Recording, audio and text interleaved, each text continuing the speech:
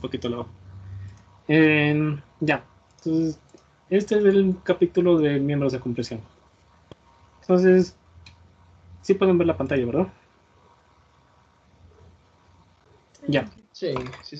Sí. Los miembros de compresión. Casi toda estructura tiene un miembro que, o tiene elementos que trabajan a compresión, tracción o combinada, que sería flexión. Entonces, como vemos aquí, las columnas trabajan a compresión, algunos elementos de cerchas o riostras, ¿verdad? La riostra cuando viene el sismo, esta se tensa, pero esta se comprime, y de ahí pasa y viceversa. Entonces es muy importante conocer el comportamiento de elementos de compresión. Entonces, entre los más comunes están columnas, cordones superiores, armaduras y arrastramientos. Estos son los arrastramientos. Vamos a pasar esto un poco. Entonces, aquí viene lo importante de lo que vamos a hablar. Esto espero que activen la cámara y vamos a hablar bien, porque este es el concepto más importante de acero que van a manejar.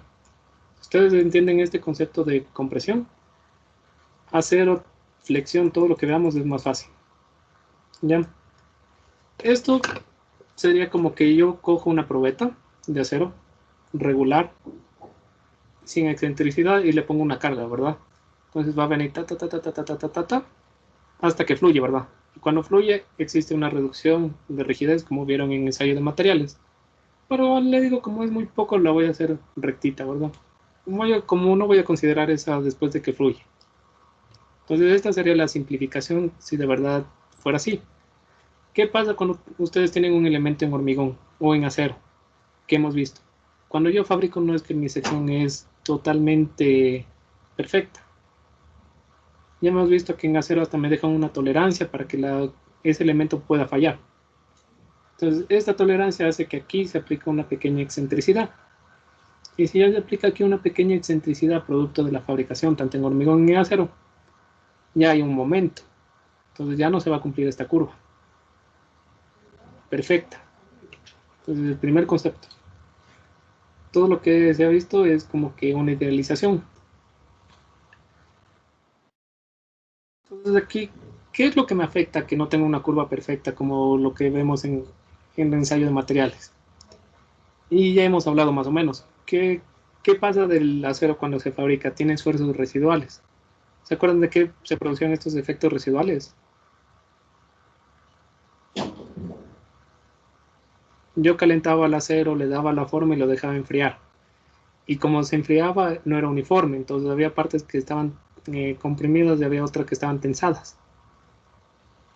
¿Sí? Entonces, por tener eso, ya se quedan como un historial de esfuerzos ahí. Ya hay esfuerzos que están actuando en ese elemento. ¿Cuál es otro? Otro fue lo que hemos dicho. Mi sección no es totalmente perfecta. Entonces yo tengo una excentricidad. Entonces esta excentricidad hace esto. Aunque sea pequeña, esta excentricidad hace que esto ya no se actúe totalmente a compresión, sino que tenga algo de flexión. ¿Verdad? Entonces ya no me va a dar esta curva. De ahí otra es lo del pandeo local, que eso vamos a ver más después. Que es cuando ustedes han visto que no falla todo el elemento, sino que el ala está media rara o el alma está abollada. ¿Se han visto eso en tubos o en perfiles? Ya, ese es un efecto que no se diseñó bien esa partecita. Y es una falla localizada del elemento. No falló todo el elemento, pero falló esa partecita. Y porque falló esa parte, ya no tiene toda la capacidad como antes. Sí se está entendiendo, ¿verdad? Chévere. Y de ahí viene el pandeo torsional que ya vamos a ver. Entonces es esto. Sí, habíamos visto. Como no es regular, cuando aplique esta fuerza de compresión va a ser como un poquito flexión. Entonces en realidad aquí no está la resistencia, debe ser la resistencia a compresión más un poco de flexión. Porque aquí hay una excentricidad baja. Entonces no es que me va a dar toda la carga como saqué en ensayo de materiales, ¿verdad? Si en ensayo de materiales una probeta saco 100, digo, ok, la misma sección voy a aplicarla acá en mi estructura. Y la aplico y veo que me da 50 y es ¿por qué? Es por esto, porque ya existen las imperfecciones. Entonces ya no está trabajando a compresión pura, sino está trabajando a compresión y algo de flexión. Entonces, a este fenómeno se lo conoce como pandeo. ¿Sí? ¿Y por qué hay esto? Esto sería la compresión. Y aquí, si yo analizo esto, la fuerza está aquí. Este es P. Y sería esto más P por delta. Ya hay este aumento de esfuerzo, que vamos a ver más ya mismo con la ecuación diferencial, cómo se lo saca.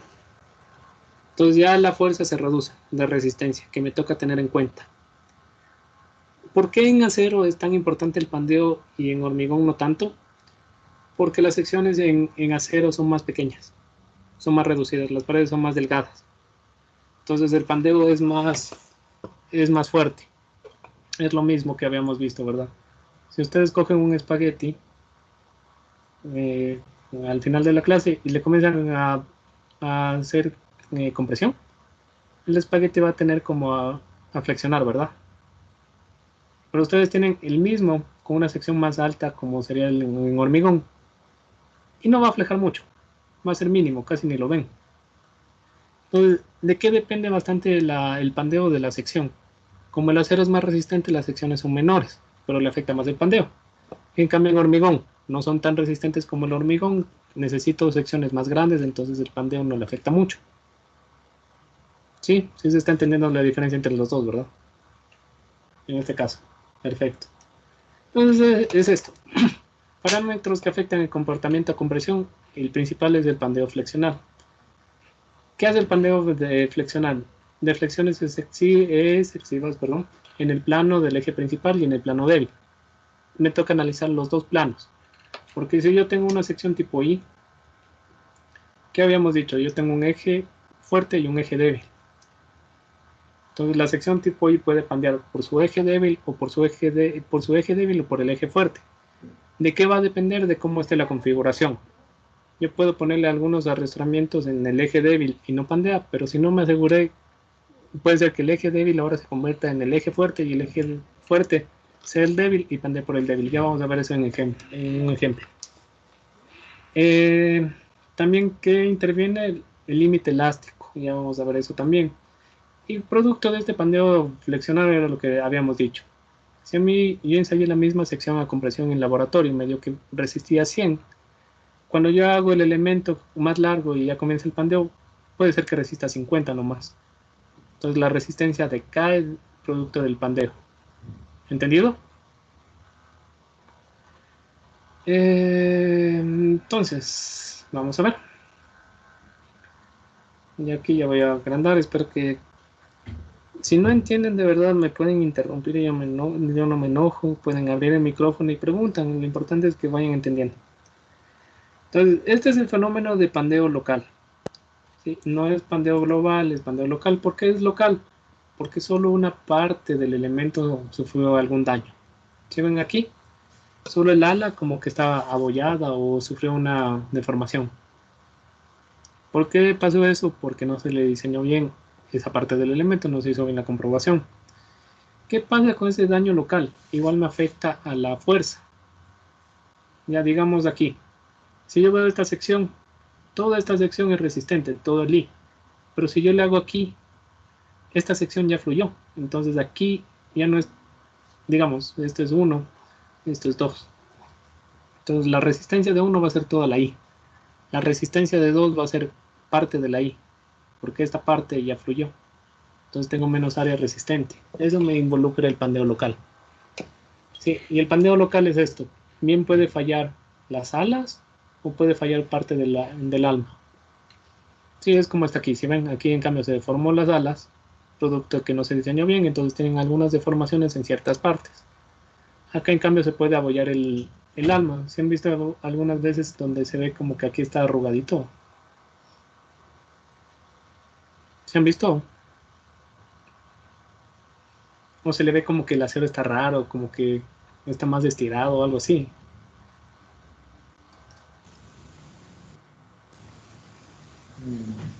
Sí he visto algo similar, pero pensaba que era por otro tipo de descuidos al momento de hacer el fabricado de estos Ya, elementos. Puede ser eso o puede ser porque falló también el alma. Si ven como que se pandea un poco el alma, es eso. Entonces, cuando ustedes ven que la pintura como que aquí saltó, porque toda estructura metálica se le entrega pintada. Cuando la pintura salta, ya es un efecto de que yo sé que algo malo está pasando. Porque la pintura solo como que salta o se sale cuando hay una deformación o cuando estuvo mal pintado, que es muy difícil que esté mal pintado. Lo más común es que hubo alguna deformación y la pintura por la deformación se salió o cambió. Entonces eso es una señal. ¿Qué me hace esto? Esto me hace que, bueno, este daño es de las placas que componen al elemento. ¿Sí? ¿Cómo se puede controlar esto? Dando bien la relación entre ancho y dimensión de la placa, ¿verdad? Entonces yo voy a tener que controlar eh, el ancho del alma con o bueno, sería la altura del alma, pongámosle la altura. En la altura le habíamos puesto h, ¿verdad? H era igual a d menos 2 espesores del ala. Entonces solo me quedaría esto. Esto sería h. Entonces yo tengo que controlar la dimensión h que sería del alma con el espesor del alma. ¿Sí? Y asegurarme de que sea mayor a un cierto rango. Igual, ahora voy a tener que asegurarme para que no falle localmente el ancho del patín con el espesor del patín. Entonces voy a ver la relación que existe entre el ancho del patín con el espesor del patín. Y con eso asegurarme de que cumplan ciertos parámetros. Y así no falla localmente. En cambio acá, cuando es esto, aquí es global. Aquí tengo que comprobar la resistencia global de la sección. Ya no elemento por elemento, sino de la sección en sí. Es decir, la relación que existe entre esta inercia y la altura total del elemento. Esto pongámosle L para que se entienda. ¿Sí se va entendiendo la diferencia entre local y global? Sí. Ya, chévere. Entonces, global siempre asegurarme. Es la inercia total del elemento con la longitud total del elemento. La local es las dimensiones de las placas que componen el elemento con la dimensión de cada parte del elemento. Sí, es la dimensión de cada uno de los componentes de la sección transversal. Sí, entonces el pandeo local depende de eso, de la esbeltez. Entonces la esbeltez de cada uno de los componentes de la sección. Y para eso solo hacemos una relación entre dimensión y espesor. Vamos al pandeo torsional.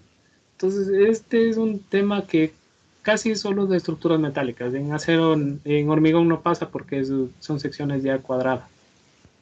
Pero cuando yo tengo una viga o tengo una columna, cuando se comprime puede tender a esto, como a girarse. Aparte de que se flexiona, puede ser que esto trate de girar como está aquí. Si ven que aquí hay flexión, y aparte la sección está girando. Entonces es como un esfuerzo, en realidad esto es flexo torsional, pandeo flexo torsional. Entonces lo que hace ya es como una suma de las dos. Aparte de que estoy reduciendo globalmente porque está flejando toda la estructura, al momento que se torsiona está afectando a las partes locales. Es un efecto un poquito raro que no deben de haber visto. Entonces, ¿qué es el pandeo torsional? El elemento gira alrededor de su centro de eje de corte. En este caso, el centro de corte sería igual que el centro de gravedad. Ya vamos a ver cuándo son diferentes. El pandeo por torsión, flexión, para secciones abiertas que sean simétricas, simples. Bueno, ¿qué me dice esto? Que este fenómeno se da más en estructuras cuando no son simétricas. Es decir, una viga tipo T. Una viga tipo T tiene aquí una inercia enorme arriba y abajo casi nada. Entonces, cuando yo le aplique la fuerza, va a tratar de girar esta parte más. Eso ya se va a entender más casi al final de este capítulo, donde vamos a hacer un ejercicio. Ahorita es importante que vean los conceptos. Entonces, el pandeo torsional lo que hace, ya hemos visto, hace que, aparte de que se flexione, gire. ¿Sí? Entonces aquí se ve el ejemplo que habíamos dicho. Yo aplico una carga, la carga hace que fleja, y aparte de que fleja, si yo le hiciera aquí un corte, como está aquí, voy a ver que también giró la sección. ¿Sí? Entonces aquí cambian los esfuerzos de compresión. Una parte va a estar más comprimida que la otra parte va a tener mayor tensión, entonces ya no es un esfuerzo uniforme, puede ser algo así. Y aquí más, aquí este centro puede moverse, y eso es lo que me hace este pandeo torsional. ¿Se está entendiendo?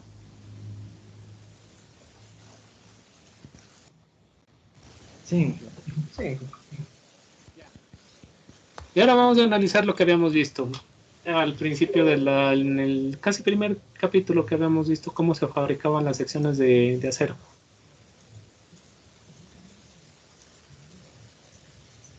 Ya, este grafiquito ya lo vimos. Este gráfico me muestra cómo es Habíamos visto que cuando yo fabrico acero lo que hacía era calentarlos, pasarlos por unos rodillos y cómo se iban enfriando, se enfriaban de diferente forma. Entonces, ¿cómo se enfría esto? Habíamos visto que acá se enfría más rápido porque hay menos masa y aquí se demora en enfriar más porque existe mayor concentración de masa. Entonces, ¿qué pasa cuando se enfría diferente? Esta parte como se enfrió ya está tratando de tirar a esta parte, ¿verdad? De hacerle un esfuerzo de tensión, porque esto ya se está comprimiendo porque está más frío. Sí, cuando las cosas están calientes, ¿qué pasa? Se expanden, ¿verdad? Cuando las cosas están más frías, se contraen. Lo único que no respeta eso es el agua. Pero es esto, entonces, si yo represento esto de que aquí hay más temperatura y aquí menos temperatura, es esto, aquí esta parte se está comprimiendo y esto como se está comprimiendo trata de comprimir esto, pero esto se está tensionando, entonces es como el esfuerzo que está actuando por la temperatura, ¿sí? Aquí como todavía está más caliente va a haber tensión y aquí como hay menos masa ya se está comprimiendo. En una sección tipo cajón, la mayor concentración de masas tengo en los extremos, entonces mientras esto ya se está enfriando, esto sigue a mayor temperatura, entonces aquí va a haber compresión, pero acá va a haber tensión. Y así en varios elementos. ¿Se acuerdan que vimos esto en el primer capítulo? ¿Sí o no? Sí, Sí, sí, que sí, sí, vemos. sí hablamos. Ya. ¿Qué me hace esto? Entonces, cuando yo estoy en tensión, no importa estos esfuerzos residuales, porque al final la tensión puede coger todo. Pero cuando yo ya estoy en compresión es lo importante.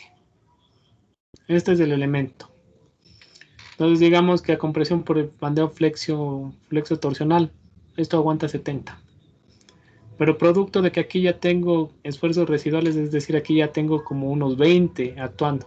Entonces, no es que yo le puedo poner 70 de carga, sino solo 50 para alcanzar los 70. ¿Por qué? Porque hay 20 de esfuerzo residual. Es una forma simple de verles solo para explicarles. No es tanto así, pero pasa. ¿Sí se está entendiendo? ¿Podría repetir esa última parte? Perfecto. Si ven este diagrama, ¿verdad? Este diagrama dice que ya en el elemento hubo alguna fuerza actuando, ¿verdad? Entonces lo debilitó. Entonces en tensión no importa porque en tensión no hay pandeo. Si esto falla con 100, le puedo poner los 100 y ya, ¿verdad? Desarrolla todo. Pero cuando yo saco la carga pandeo, digo, para el pandeo solo puede resistir 70, porque si no va a fallar por pandeo. Y yo ya tengo 20 actuando. Entonces la carga de pandeo que puedo aumentar va a ser 50, no puedo aumentar más. ¿Por qué? Porque ya hubo esfuerzos residuales de la fabricación del acero. ¿Ahí se entendió mejor? Sí, que gracias. Ya, entonces, ¿Cómo se sabe Disculpen. cuáles son esos valores? ¿cómo? El valor de 70 y 20. ¿Qué pasa con ese valor? Es solo O sea, un... A ver, dígame. eso, me refiero específicamente cómo sabe que son esos valores, se aplican esos valores. Ya, el de 70 y 20 ahorita solo fue por poner. Pero en realidad los esfuerzos residuales dependen del elemento. Entre más grande sea un elemento, el esfuerzo residual puede llegar casi al 35 o 40% de la capacidad total. Le reducen eso, la capacidad total. Ya, ¿cómo se sabe esos valores de ensayos? todo lo que está en acero se ha ensayado y se han tenido esos márgenes. Y con eso se modifican las leyes o las fórmulas, ya vamos a ver. Entonces, es alrededor de esto, depende. Puede ser que un elemento, si fue bien tratado, solo baje el 10% de la capacidad. En elementos maltratados, si no me equivoco, puede bajar hasta el 40% de la capacidad. ¿Sí? Ok, gracias. Ya. Y pasa esto. Entonces, esta, si ustedes ven, esta es la parte de la curva idealizada que ustedes tienen, que hicieron en ensayo de materiales. Esto es ensayo de materiales, entonces cuando ustedes hicieron la curva del acero venía algo así, ¿verdad? ¿Sí o no? Sí, Ya. ¿Cuándo se da esta curva? Cuando el elemento que estoy ensayando es pequeño. ¿Verdad? Si el ensayo, si es una sección grande y la probeta es pequeña, no hay pandeo. Entonces los esfuerzos residuales afectan al pandeo, no a la compresión total. Entonces, si es muy, muy pequeño, como tenemos una probeta enorme, creo que hicieron un cilindro de acero, ¿verdad? ¿O qué se hace? No me acuerdo. Se puede hacer un cilindro de acero que tiene una longitud pequeña, entonces aquí no va a actuar el pandeo. Entonces se va a dar esta curva. Pero si yo ya comienzo a ensayar un perfil con una sección un poco más reducida y una mayor longitud, voy a ver que el ensayo que me da, digamos que esta ya tiene un metro o dos, comienza a pandear. Entonces cuando yo hago el ensayo veo que pasa algo raro, comienza la curva de esta forma. Esta era la curva idealizada que hice con un elemento muy corto y esta ya es con un elemento de longitud normal. ¿Qué veo? Que la longitud normal, la curva está abajo de la idealizada. ¿Sí ven? ¿Qué es lo que está aquí? ¿Por qué? Porque el esfuerzo residual me afecta al pandeo. Si un elemento es muy corto, va a fluir por compresión. Pero si un elemento ya es largo, antes de que pueda fluir a compresión, falló por pandeo. ¿Sí? Y el pandeo se va a producir, le afecta el esfuerzo residual. ¿Se está entendiendo? sí. Sí. Chévere. Entonces, perdón, a veces tengo cosas en inglés porque solo en libros a veces de Estados Unidos ahí está, tiene mayor literatura, pero vamos a ir traduciéndole. Entonces aquí dice que no hay esfuerzos residuales y aquí hay esfuerzos residuales. Por eso es que la curva, y aparte de que no existe esfuerzos residuales, esta curva es para un elemento muy corto. Este puede ser algo de esta forma y que tiene una longitud muy, muy corta. Un L muy pequeño. Esto ya es, y no tuvo esfuerzos residuales, es decir, que su fabricación fue pero extremadamente prolija, que es casi imposible que se dé en la vida real. Por eso es una curva muy idealizada.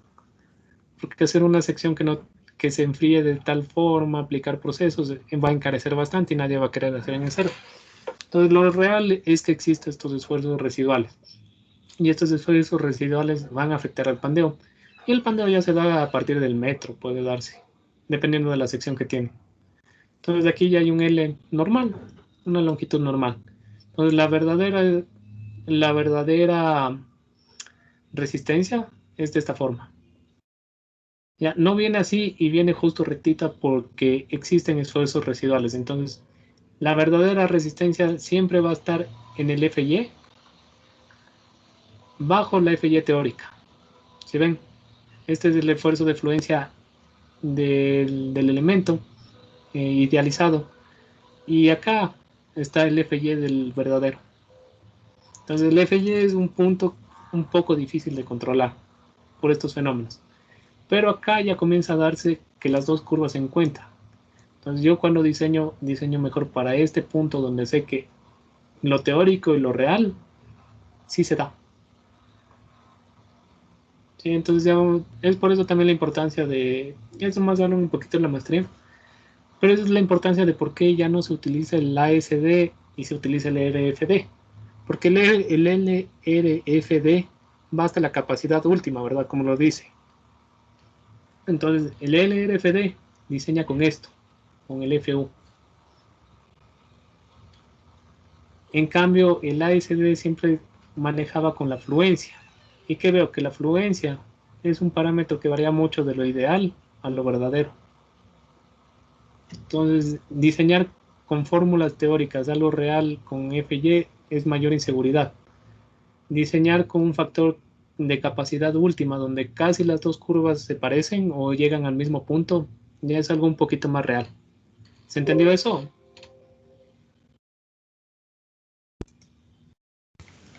Sí, Entonces, es el concepto de lo que vimos. Si ven que es lo bonito de estructuras, todo va conectado con todo. Nada es porque a alguien se le ocurrió o porque salió. Entonces, es el concepto del RFD.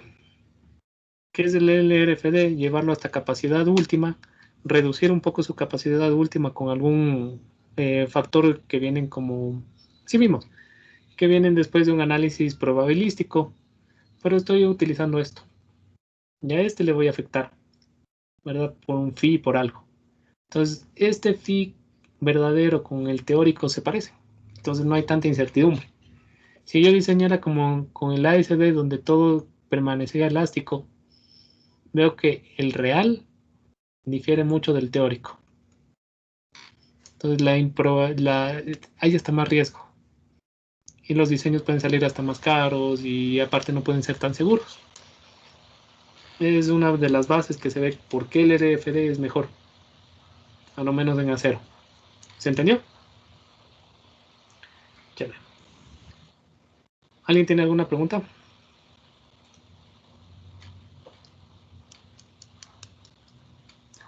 Sí, disculpe que ya está un poco lejos del tema, pero quería ver si es que me podía explicar de nuevo cómo se obtiene el pandeo local, porque eh, el global sí dijo que es inercia sobre L, pero el local. El global fácil, verás.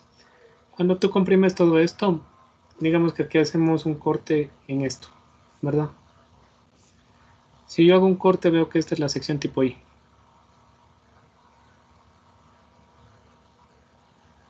Y legalmente dentro de esta sección tipo I deben de estar varios esfuerzos de compresión, ¿verdad? Este es el corte A, ¿verdad?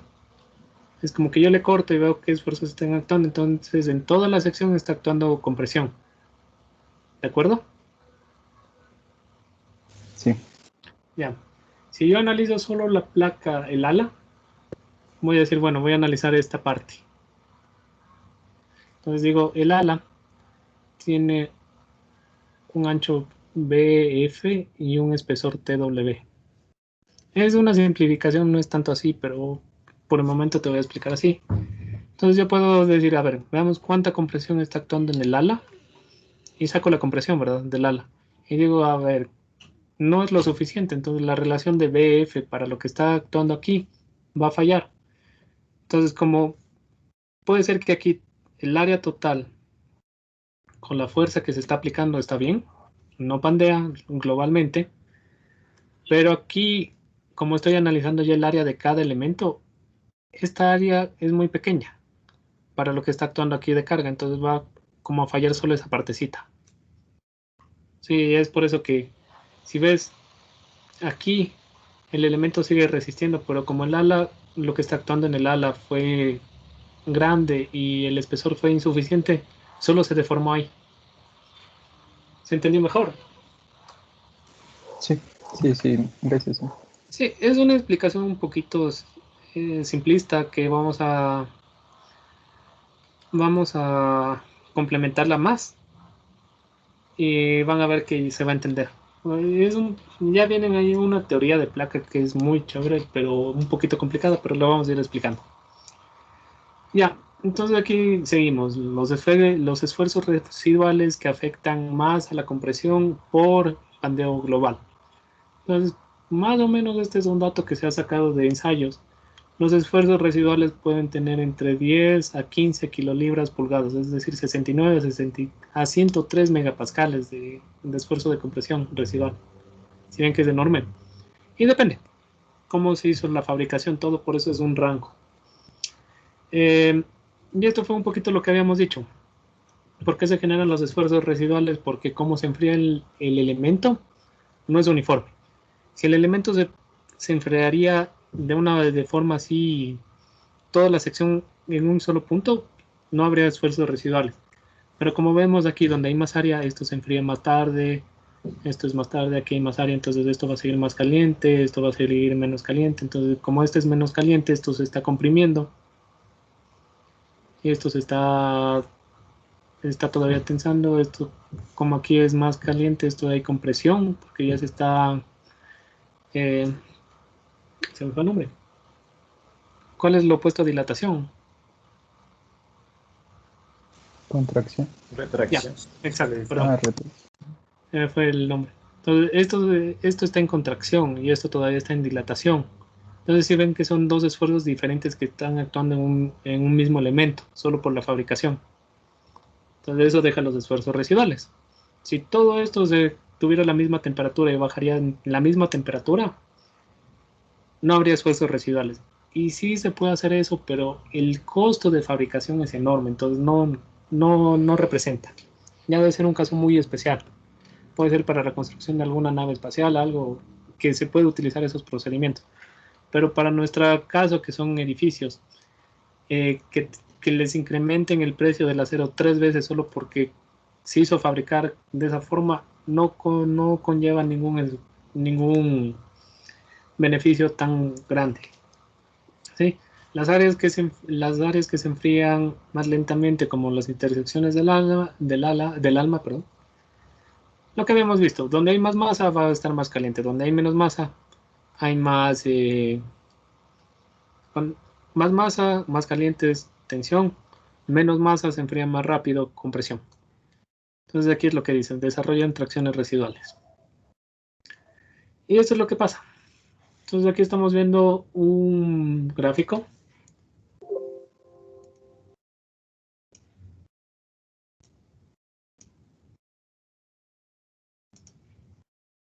de cómo es el efecto cuando yo ya veo esto. Entonces, ¿cómo es la carga que se está produciendo en el elemento? ¿Sí ven? Entonces, la carga verdadera sería el FY menos el esfuerzo residual. Es por eso que esta curva toma esto. Y si ustedes ven aquí es cómo va fluyendo. Si fuera una zona ideal, a ver, vamos a analizar de esta forma. Capaz esto no se entiende bien porque no está muy bien, muy claro el gráfico. Pero vamos poniendo aquí. Que había visto que hay zonas que se enfrían más lentamente, ¿verdad? Y como hubo zonas que se enfriaron muy lentamente, aquí hubo un esfuerzo residual, ¿verdad? Y yo comienzo a aplicar esto a una carga. Entonces, en esta zona la carga que voy a necesitar para que fluya va a ser FY. Pero en esta zona donde ya actúa una carga para que fluya, ¿cuánto va a ser? Solo tengo que, aquí hay un esfuerzo residual. Aquí para que fluya tengo que aplicar FY, pero aquí tengo un esfuerzo residual. Y solo tengo que sumarle lo que me falta para llegar a FY y ya fluyó. Entonces, si ven que por eso comienza a fluir partes de la sección antes que todo. En cambio, si es un elemento chiquito, que se cuidó que no exista esfuerzos residuales, para que fluya, todo el elemento va a fluir cuando yo aplique FY. Vamos a hacerle de otra forma. Vamos a decir que ahí aplicándole más. Vamos a poner, ya sé, vamos a hacer como que esta es una sección a 36. Es un poquito simplista, pero creo que es lo que les va a quedar un poquito. Ya. Aquí no hubo esfuerzos residuales, pero aquí hay 10 de esfuerzo residual y hay 10 de esfuerzo residual. Yo comienzo a aplicar el esfuerzo. Entonces, el esfuerzo actuante en la viga está de 10, ¿verdad? Entonces,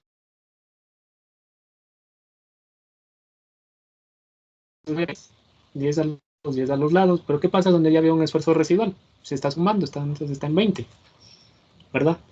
Sigo sumando, lo aplico 20. ¿Qué pasa? A los lados está actuando 20, 20, y aquí ya está actuando 30. Entonces tengo 20, 30, 20, perdón, y 20. y aplico y es un A36. Entonces el FY al que va a fluir es 36K6. Y yo aplico ahora 30. ¿Qué va a pasar con el elemento? Aquí a los extremos está aplicándose 30, 30, ¿verdad? 30, 30, 30, 30. Pero ¿qué pasó en el centro? Estoy aplicando 30 de la carga más 10 que ya existía por carga residual. En realidad está 40. ¿Qué quiere decir esto? Que esta partecita ya fluyó, porque hubo un esfuerzo residual. Sí se está entendiendo, ¿verdad? Sí, Bueno, aunque sería al revés, acá serían los extremos, pero el concepto es ese. Entonces, esto nos representa de cómo está fluyendo. ¿Sí ven? Si yo tendría en cambio un elemento donde no existe esfuerzos residuales, para que fluya el elemento tendría que aplicar FY y todo fluiría al mismo momento, ¿verdad? Todo fluye cuando ya se esté aplicando el FY. ¿Sí? ¿Sí o no? Sí. Sí, es lo que pasa en ensayo de materiales. Como es un elemento tan pequeño, puede fluir. Y ustedes veían que la curva por eso era tan genial que viene así. Y dicen, ah, qué bonita curva. Pero ¿qué estamos viendo? Que cuando ya tiene una longitud, el pandeo le afecta a los esfuerzos residuales, esta curva está más abajo. Porque comienza a fluir. Comienza a fluir por aquí, de ahí comienza a fluir por el centro, ¿sí ven? Entonces es al revés. Acá son los 10 a los lados y aquí es 0. Perdón, eso me confundí. Lo puse mal en este. Pero el concepto es eso. Entonces, aquí ya existía 10, 10, 10, 10. Aquí puede haber que capaz de ir a 5. Pero ¿qué pasa cuando yo aplico las cargas? Se suman. Entonces, por eso es que aquí ya comenzó a fluir esta parte comenzó a fluir un poquito en el centro, esto ya comenzó a fluir, esto comenzó a fluir. Y esta parte, en cambio, todavía no ha fluido. ¿Por qué? Porque no tenía esfuerzos residuales. Entonces, es por eso la degradación. Hasta aquí había un esfuerzo que todavía no fluía nada. Acá ya comenzó a fluir un poquito a los extremos. Acá ya comenzó a fluir más a los extremos y aquí ya fluye totalmente como acá. Cambio acá, yo sé que para que fluya la sección tengo que aplicar toda la carga, pero al final se van a encontrar en un punto. ¿Se entendió?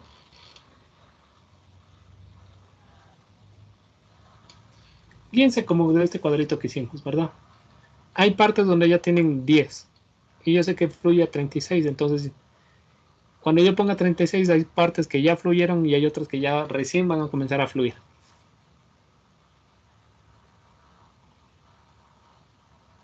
¿Sí o no?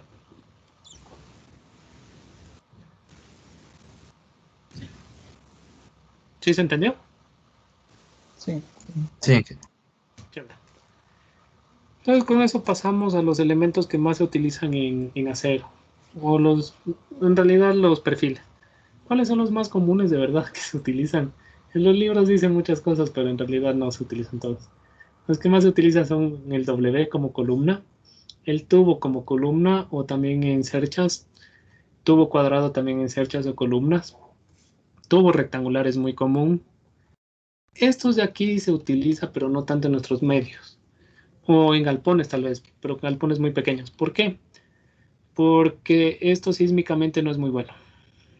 Entonces van a ver que desde ahora muchos galpones casi no tienen estas columnas tan enormes en cercha o si son en cercha se le trata de diseñar de alguna forma más eficiente para el sismo. Entonces por eso que, y en edificios no se utilizan estas columnas casi, sino siempre se utiliza esta o el canal que se lo une con otro canal para formar una tubular. Eso se puede utilizar como cercha tal vez, en algunas cerchas pequeñas. Y ya esto ya no se utiliza casi. Esta se utiliza a veces cuando queremos, digamos, compramos un perfil, pero según el cálculo, este perfil digamos que tiene un área de 5 y según el cálculo me daba que el área debería de ser 5.1 y el otro perfil que venden es de 6, entonces digo, no, ¿qué hago? Se le suelda aquí una plaquita para obtener el área que necesito. No es muy común que se haga, pero se sabe hacer. o cuando se quiere reforzar alguna estructura. Entonces por eso es con cubre placas.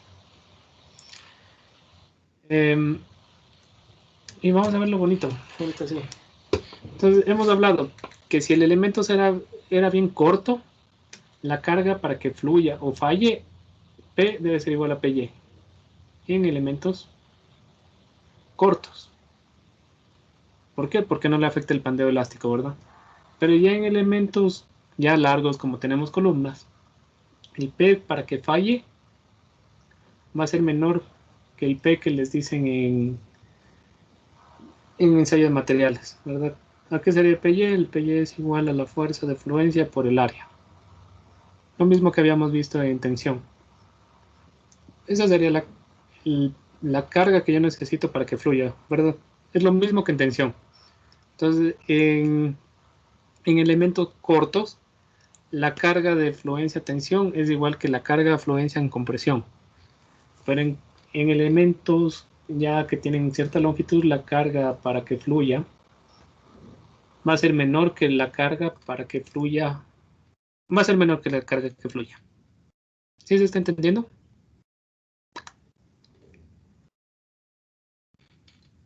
Sí. Sí. ¿Y Ya. PCR cómo se obtiene? ¿Ese qué? PCR. Justo eso vamos a ver ahorita. Vamos a hacer el análisis de pandeo que deberían de haber visto en ensayos materiales, pero no, en resistencia, pero no pasa nada.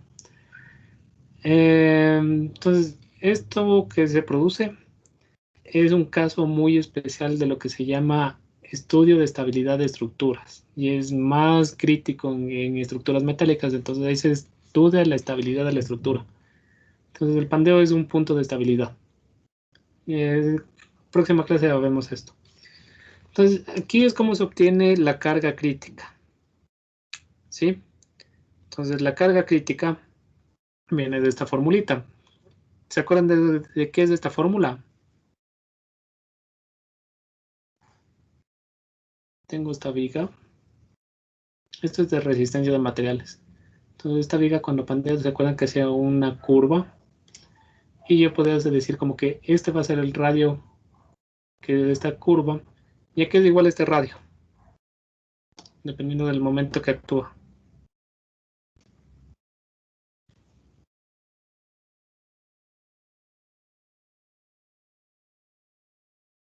¿Se acuerdan o no? Esto es resistencia de materiales. Entonces el radio, 1 sobre el radio es igual al momento dividido ¿para qué? ¿Qué tiene que ver con la flexión? La inercia. Exacto. Entonces el módulo de elasticidad multiplicado por la inercia. Misma fórmula, puedo despejarla. Y está acá, ¿sí ven? Entonces está el E le paso acá. El R está aquí del radio. El momento y la inercia. ¿Qué también habían visto en resistencia de materiales? ¿Se acuerdan cuando veían esto? Que solo era por compresión.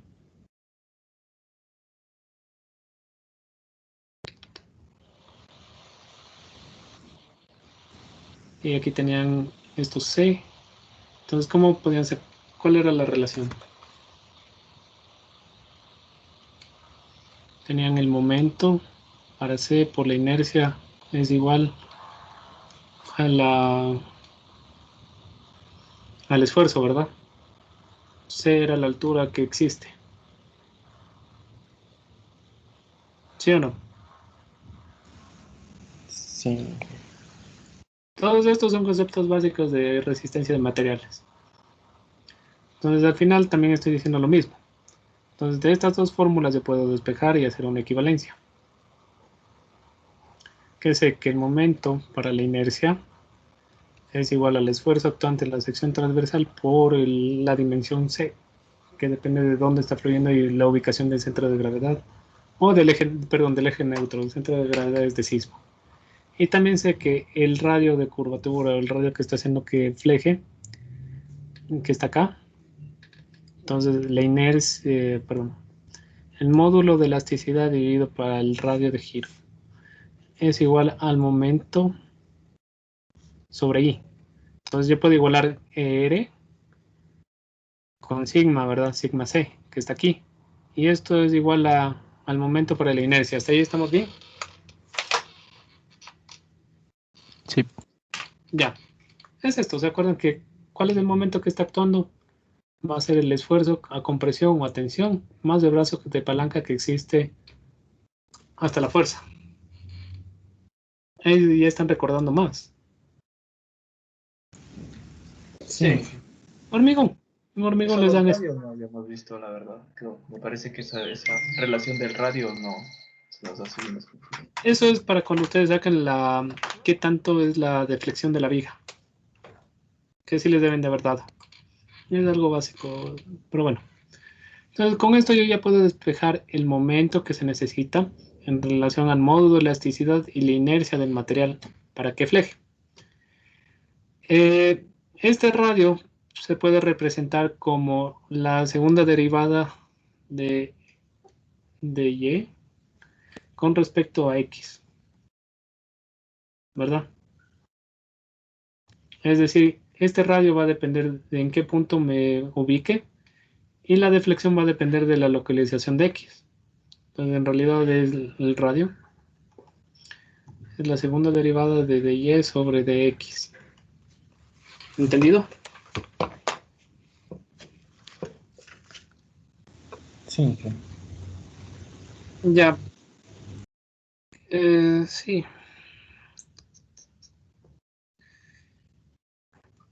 Y entraríamos, esta sería la fórmula de aquí. Y esto yo puedo igualar para lo que yo ya he dicho que hay. Entonces, veamos cómo les explicamos esto.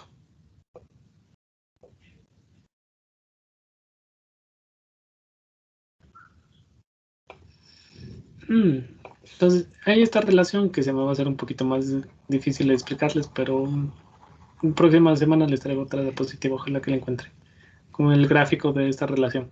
Entonces, el radio, la segunda derivada de y con respecto a x, que me daría el radio en las diferentes posiciones, también es función o se puede sacar con relación a la carga actuante con respecto a y, cuánto gira, y respecto a y, ¿sí? Entonces yo puedo reemplazar aquí esto. Entonces me va a quedar EI por PY sobre EI. Esto se simplifica y veo que el momento actuante depende de P y de Y, ¿verdad? Que es natural. Yo aquí aplico la carga. ¿Cuál es el momento que está actuando aquí? Depende de cuánto está aquí flejando. ¿Cuál es el momento que está actuando aquí? Depende de cuánto es la deformación que está en cada lado. ¿Hasta ahí está entendido?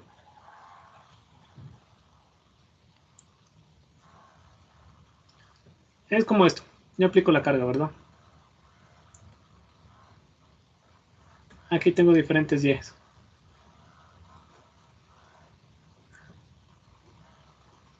Entonces el momento también no es que por deflexión el momento va a ser constante en todo, sino cambia. El momento que este va a ser Y1, Y2, Y3. ¿Cuánto es el momento aquí? Este es de P por Y1. ¿Cuánto es el momento acá? P por Y2. ¿Cuánto es el momento acá? P por Y3. Entonces es el momento que se produce por la deformación de la misma viga. ¿Se entendió hasta ahí? Sí, jefe. Ya, chévere. Entonces llego a esta relación, ¿verdad? Yo el momento sé que el momento puedo hacerlo como que depende de la flexión, y aquí también esto igualar a esto de aquí. Nada más que pasar esto acá. Hasta ahí estamos bien. Solo un poquito ya de álgebra. Y comenzar a jugar. Entonces de aquí logro tener la ecuación diferencial de segundo grado, o de segundo orden, perdón.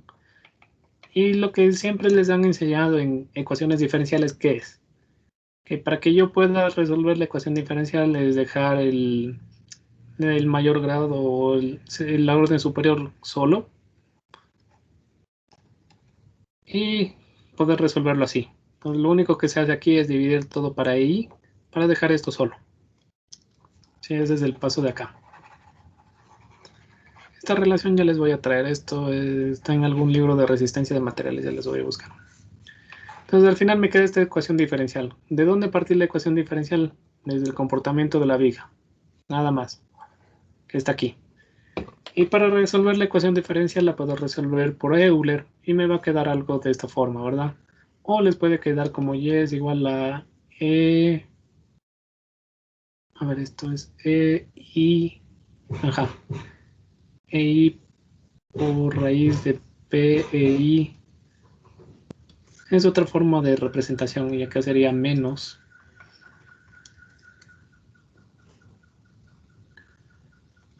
el imaginario por la raíz de P sobre I por X. Entonces, esta fórmula de Euler es equivalente ya multiplicándolo por coseno, porque si ustedes se acuerdan, EI es igual a coseno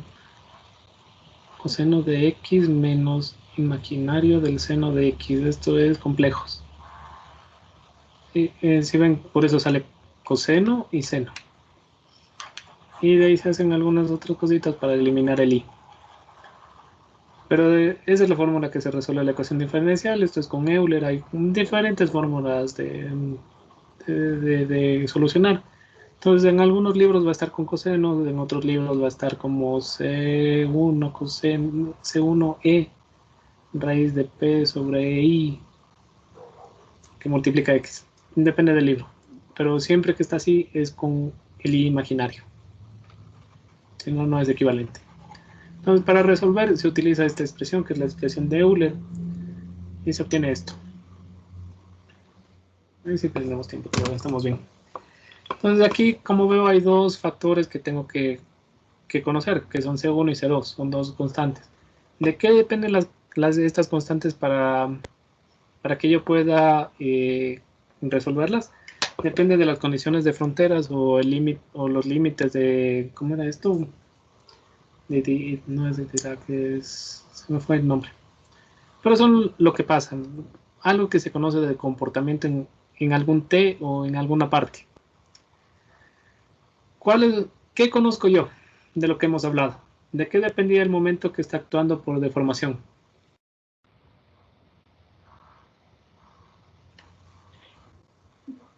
De la inercia del modo de elasticidad y del radio. Sí, y aparte de lo que le ven aquí, de la deformación, ¿verdad? Sí, también. Exacto. ¿Existe deformación en los extremos? No. No, precisamente desde ese por... En Resistencia 2 nos explicaron eso ahorita que lo recuerdo bien, incluso con las derivadas. ¿Sí? Ya ven, entonces sí saben. Perfecto. Entonces en los extremos no hay momentos, entonces el momento es igual a cero. Tampoco hay desplazamiento, no hay deformación. Y con eso logro obtener que C1 es igual a cero. ¿Qué sé ahora con esto sería en este extremo? Cuando X es igual a cero. Cuando X es igual a L, sé lo mismo. Que no hay deformación. Y es igual a cero. Entonces, Y es igual a cero. Ya obtuve que C es igual a cero. Entonces me queda este término con C. ¿Sí? Entonces, esto es lo que a mí me importa de verdad. Porque con esto no saco nada. Aquí estoy analizando qué pasa con cero. Pero aquí estoy analizando que, ok, aquí es cero y aquí es cero. Entonces va a haber un comportamiento entre la mitad. Entonces es lo que me importa. Entonces, ¿cómo llego a esto? Tengo que analizar esta expresión que ya tiene cuando X es igual a L. Entonces, ¿cómo es... eh, ¿cómo esta expresión puede ser igual a cero?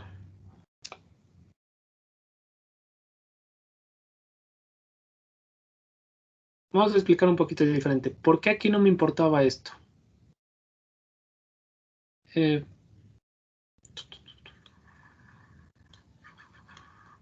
Ya. Porque aquí había dicho que X es igual a cero. Entonces me queda esto es igual a cero, esto es igual a cero. El seno de cero es cero. Y el coseno de cero es 1. Entonces me queda que C1 es igual a 0. Entonces me queda directo. Pero yo cuando hago por L, me queda esta expresión. Entonces, para que exista la igualdad, tengo que esto debe ser igual a 0. ¿Cuándo se da 0 en esta expresión? ¿O qué es necesario para que se dé el 0 aquí? hay dos cosas, ¿verdad? Que C2 sea igual a 0. O que P sea igual a 0. Exacto. No a 0, a otra cosa. O que el seno de P e I para L sea igual a 0. ¿Cómo hago que eso sea 0? Tengo que lo que aquí adentro dé según la expresión de seno 0. ¿Cuándo el seno es 0? Cuando P sea igual Cero. a 0. Porque E Ya. y L son constantes. Cuando sea 0. ¿Cuál es el otro caso para que el seno sea 0? 180. Exacto. ¿Cuándo es otra vez 0? Cuando el ángulo es 90, Inge. No, ahí es 1. Es un 360. 360. Exacto. Entonces, ¿qué veo? Que yo diga que C2 es igual a 0 es como que no estoy haciendo nada. Es como que estoy analizando cuando no hay deformación. Entonces, este es el resultado importante. ¿Esto les dieron en ensayo de materiales así? En resistencia a materiales sí sacábamos como que un sistema de ecuaciones donde, claro, C1 y C2 daban 0 y después en el C3 y C4 ya se iban encontrando los resultados. Pero claro, era con procesos de integración. Aquí Sí, también, ahorita- pero lo importante es este análisis que estamos haciendo ante pandeo. Aquí lo que estamos haciendo es el análisis del pandeo. ¿Qué pasa con el pandeo? ¿Cómo cambia? Esto representa el pandeo. Es esta función cómo va cambiando aquí. Entonces, de lo que ustedes ven, se hace 0 cuando es pi, 2pi, 3pi. ¿Qué quiere decir esto? Vamos a ver.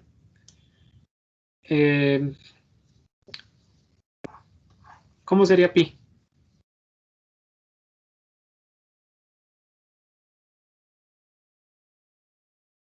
En seno.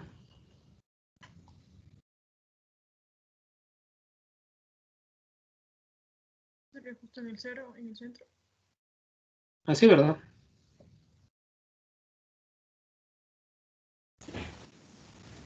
Sí. Ya, Sí, Inge. entonces sería pi. ¿Cómo es 2pi? Para arriba y para abajo. Exacto. Ya ven, 2pi. ¿Cómo es 3pi?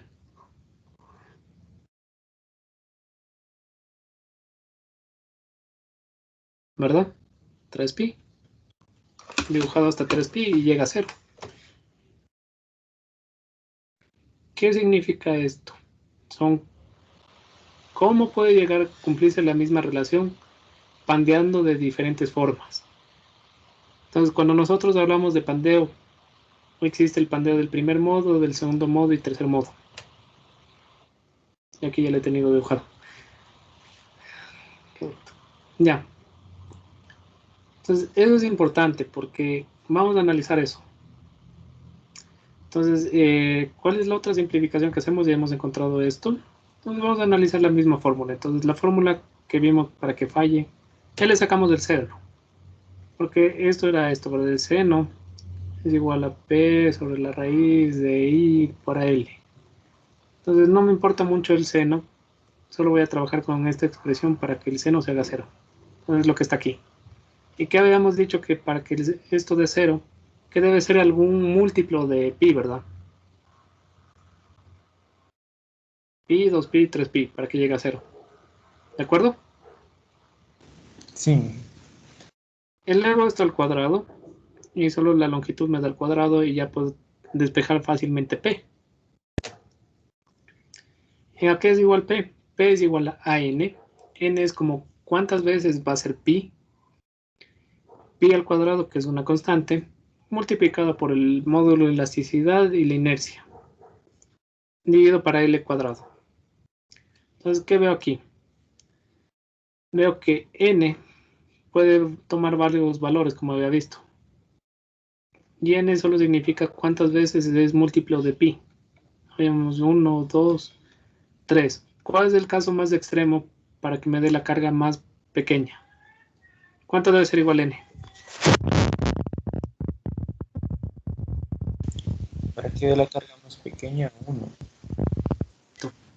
Entonces la carga crítica por eso es con 1.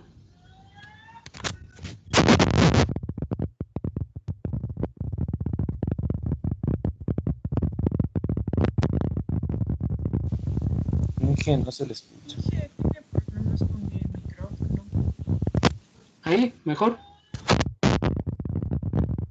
Otra vez en interferencia.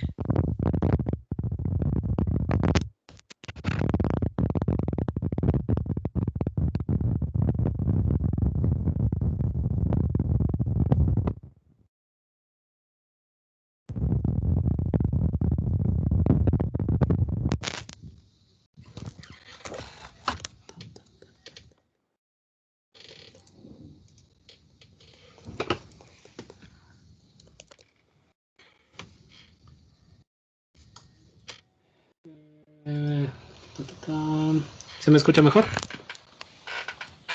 Ahí sí. Perfecto. Entonces es eso, el N que me da el caso más crítico es este, porque va a pandear. Entonces, ¿qué quiere decir eso? Que el caso más crítico con que pandee más fácil va a ser en el primer modo. Se necesita menos carga para que pandee en menor modo. Entonces, esto conlleva otras cosas muy, muy interesantes. Si yo quiero que la columna resista más, ¿qué voy a tratar de hacer?